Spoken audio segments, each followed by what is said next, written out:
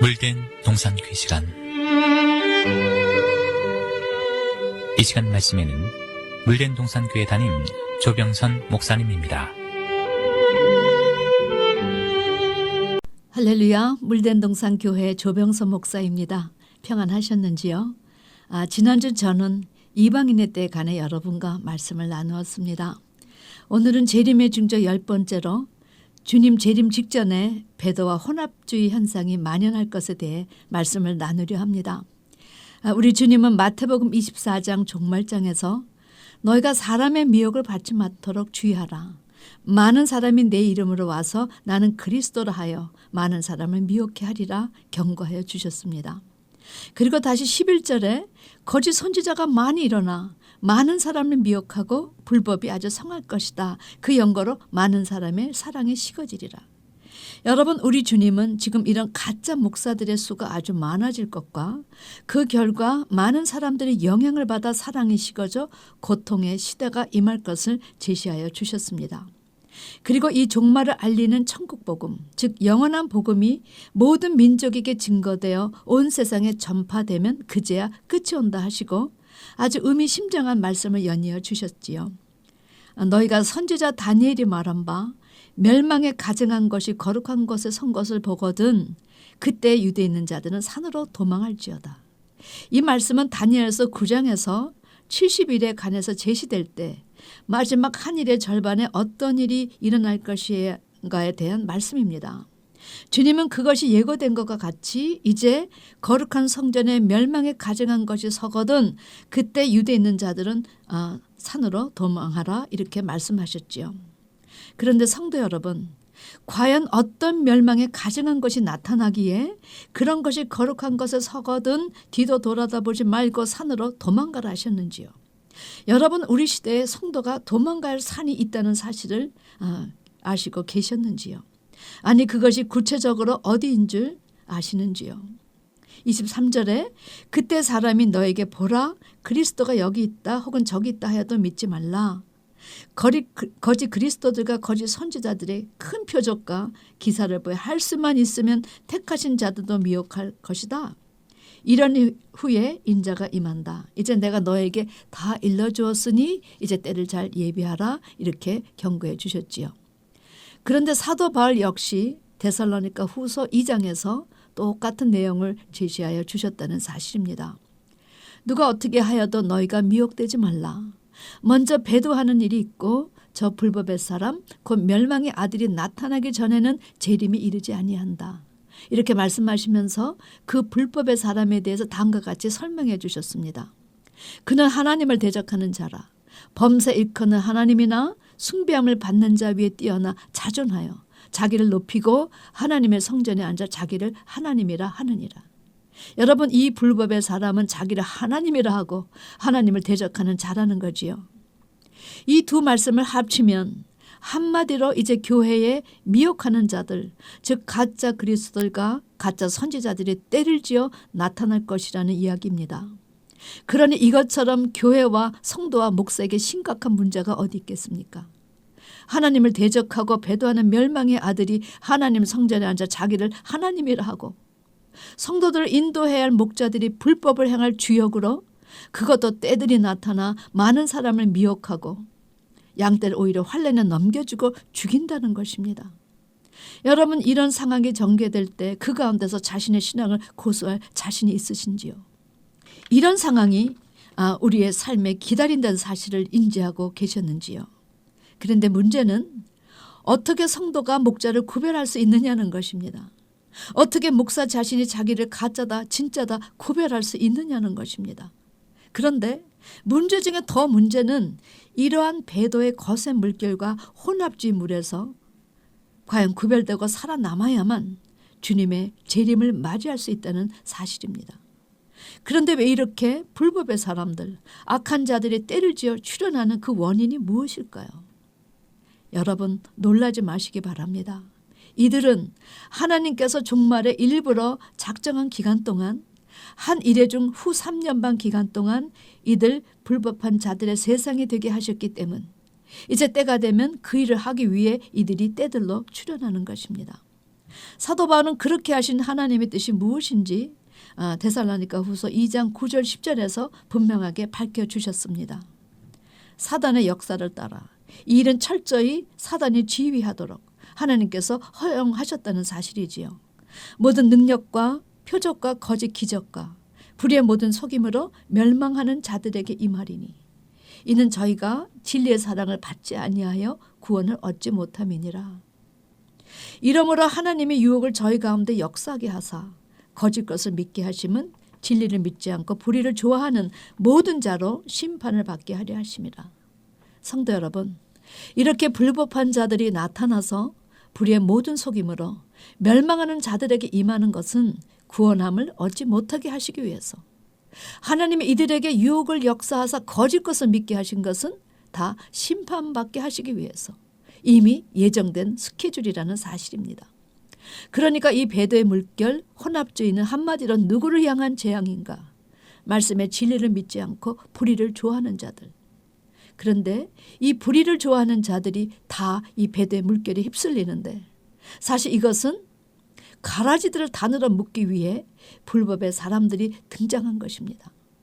하나님은 말씀의 진리를 믿지 않은 불의한 자들에게 거룩한 손을 직접 대지 않으신다는 사실입니다. 대신 하나님을 대적하는 가짜 그리스도들과 가짜 선지자들의 더러운 손에 붙이시는 방법을 택하신 것이지요. 여러분, 이것이 하나님 나라 원리입니다.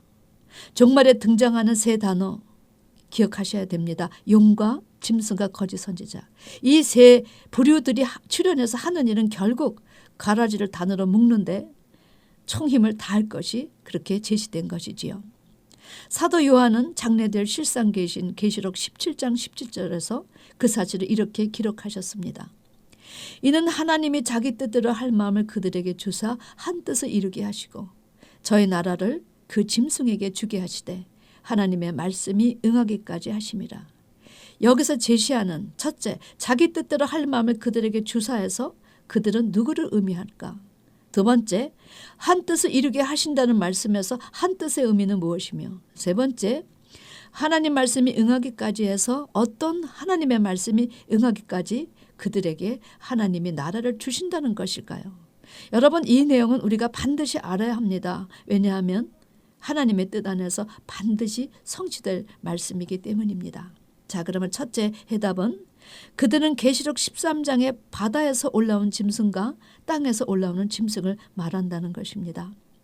하나님은 적그리스도와 거짓 선지자들에게 자기 뜻대로 할 마음을 주셨기 때문이지요.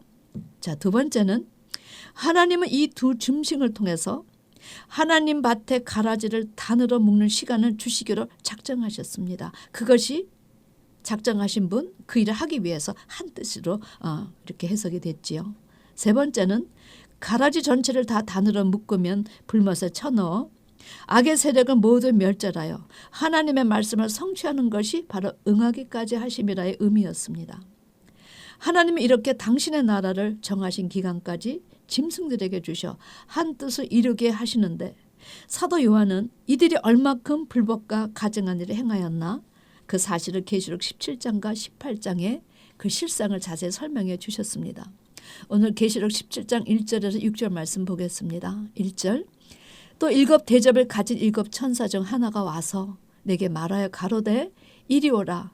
많은 무리에 앉은 큰 음녀에 받을 심판을 내게 보이리라.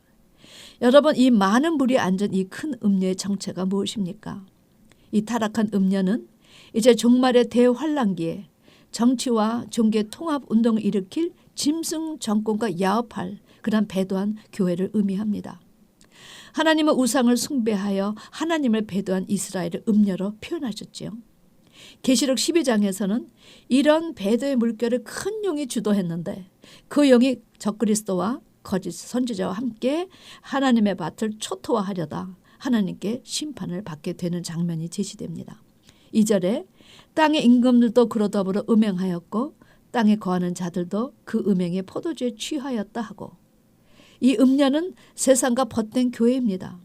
이 음녀는 하나님의 말씀을 가하거나 감해서 늘 성도들에게 음행의 포도주를 먹인 교회지요. 그러므로 성도들을 하나님 하늘 차원으로 변화시키지 못하고 그저 땅의 차원으로 만들어버린 베더 교회에 대한 표현이었습니다. 3절 말씀, 곧 성령으로 나를 데리고 광야로 가니라. 내가 보니 여자가 붉은빛 짐승을 탔는데 그 짐승의 몸에 참남된 이름들이 가득하고 7머리와 10뿔이 있으며. 여러분, 7머리 10뿔을 가진 이 붉은빛 짐승은 이제 우리 시대에 나타날 적그리스도를 말합니다. 이 적그리스도가 세계를 통합하기 위해서 종교권을 등에 태우죠. 마치 종교권을 우대하는 것 같이 괴계를 행하나 사실 이것은 야합하기 위한 쇼였습니다. 짐승은 이 음료를 위용하고 나면 이 음료를 불에 태워 죽입니다. 왜냐하면 이 적그리스도가 무신론자이기 때문입니다.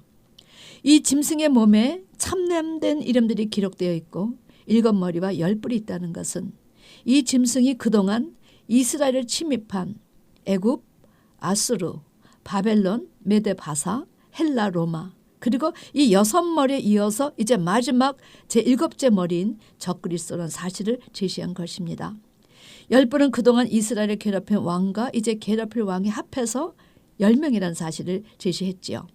4절 말씀, 그 여자는 자줏빛과 붉은빛 옷을 입고 금과 보석과 진주로 꾸미고 손에 금잔을 가졌는데 가정한 물건과 그의 음행에 더러운 것들이 가득하더라. 이 음녀는 부자들이나 왕이 입는 자줏빛, 붉은빛, 화려한 옷을 입었습니다. 그리고 아주 호화로운 보석으로 장식했지요. 여러분, 이것이 어떻게 교회 모습이 되겠습니까? 이제 주님 오실 때가 되면 빛나고 흰 세마포 옷을 준비해서 입을 어린 양의 신부와는 얼마나 대조된 모습인지요. 음녀의 손에 금잔을 가졌습니다. 그 안에 가증한 물건에 음행에 더러운 것들이 가득하더라. 이 음녀는 각종 가증한 물건과 음행에 더러운 그런 것을 가득 금잔에 담아서 마치 과거 이 바벨론이 금잔에 온 세계를 축제하는 포도주를 담아 열국에게 마시게 해서 그로 인해서 미치게 한 것처럼 이 음녀도 같은 짓을 되풀이한다는 사실을 표현한 것입니다. 5절 말씀, 그 이마에 이름이 기록되었으니 비밀이라 큰 바벨론이라 땅의 음녀들과 가증한 것들의 어미라 하였더라. 여러분, 이 음녀는 땅의 음녀들과 가증한 것들의 어미, 즉 모든 배도 현상, 혼합주의, 종교다원주의 그런 모든 것의 본산지라는 것입니다. 그 결과 세상은 모르지만 세상은 큰 성이라고 칭찬했지만 하늘에서는 큰 음녀요, 큰 바벨론으로 불렸다는 사실이지요. 얼마나 불법을 많이 행하였는지 바벨이란 단어가 붙었다는 것입니다. 우리는 종말의 교회에 이렇게 대다수 교회가 바벨이란 단어가 붙은 것에 대해 가슴을 치며 깨도 기도해야 할 것입니다. 6절은 또 내가 보매 이 여자가 성도들의 피와 예수의 증인들의 피에 취한지라. 내가 그 여자를 보고 기이 여기고 크게 기이 여기니. 주님의 재림을 앞두고 교회가 많은 열매를 내기 위해 해산의 아픔을 경험할 바로 그때에 이 음녀는 오히려 하나님의 말씀과 예수를 증거하는 그런 증인들을 죽이는 일에 앞장을 섰다는 것입니다. 구약의 선지자들 그 시대에 가짜 선지자가 죽였듯이, 신약의 예수님을 그 시대 로마와 결탁한 종교 지도자들이 죽였듯이, 주님의 제자들을 그 시대 유대인들이 죽였듯이 이제 우리 시대도 이런 가짜 적그리스도와 가짜 선지자들이 연합해서 죽인다는 것입니다. 사도 요한은 이 음녀의 모습이 그가 알던 교회의 모습이 아니니 달라도 너무나 달라서 기이 여기고 크게 기이 여겼다 이렇게 기록했습니다. 사랑하는 성도 여러분, 하나님은 당신의 사랑하는 자들에게 결코 어느 것도 비밀이 행하지 않고 다 미리 경고해 주시는 분이십니다. 불법한 자들이 나타나는 것은 진리의 사랑을 받지 않는 자, 진리를 믿지 않고 불의를 좋아하는 모든 자들에게 임하는 하나님의 심판이라는 사실입니다. 그러니까 이런 무서운 가짜 때들이 나타나도 말씀에 거하면, 그분의 말씀에 순종하는 삶을 살면 이런 은혜의 단비를 받은 자에게 이 배도의 물결은 결코 덮치지 않는다는 사실을 믿으시며 더욱 하나님을 경외하고 하나님의 정례의 길로 행하는 여러분이 되셔야 합니다. 그런 여러분이 되시기를 주님의 이름으로 축원합니다. 아멘. 지금까지 말씀에 물된 동산교회 담임 조병선 목사님이었습니다.